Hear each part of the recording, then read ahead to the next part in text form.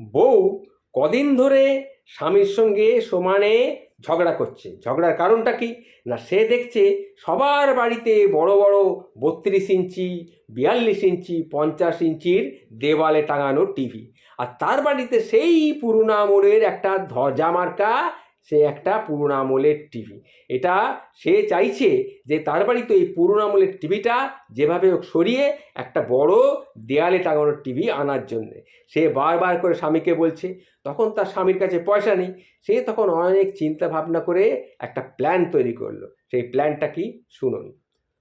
বউ তাকে বলছে, দেখো পাশের বাড়ির ওই যে মিয়া আছে, সাব্বির না কি যেন নাম, তার বাড়িতে একটা 50 ইঞ্চি টিভি কিনেছে, তুমিও একটা কিনে আনো না ওই রকম।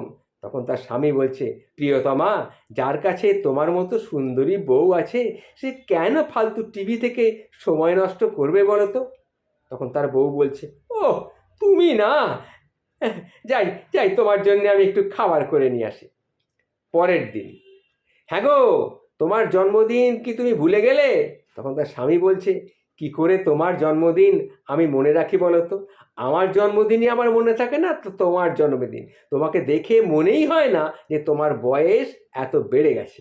তখন তার বউ বলছে, সত্যি, যাই একটু স্পেশাল করে চা করে আনি। তৃতীয় দিন, স্বামী স্ত্রীতে ঝগড়া চলছে, সেই টিভি নিয়ে ঝগড়া। তখন বউ বলছে, আমি পুরো ঘরটা সামলাই, রান্নাঘর সামলাই, বাচ্চাদের সামলাই, তুমি কি করো?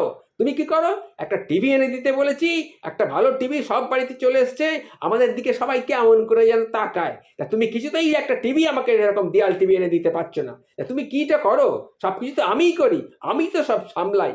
তখন তার স্বামী নিজেকে বলল, সে তখন তার স্ত্রীকে বলল, আমি আমি নিজেকে সামলাই, তোমার নেশা ধরানো দুটো চোখ দেখে। তোমার চোখ তো নয়, যেন দুটি সুখ তারা, পলকে পলকে হয়ে যাই আমি দিশাহারা, ভ্রু দুটি কৃষ্ণ গোলাপের পাপড়ি, মন কেড়ে নেয় দিবা সর্বরি। তখন বউটি লাজুক হেসে বলছে, তুমি না খুব দুষ্টু।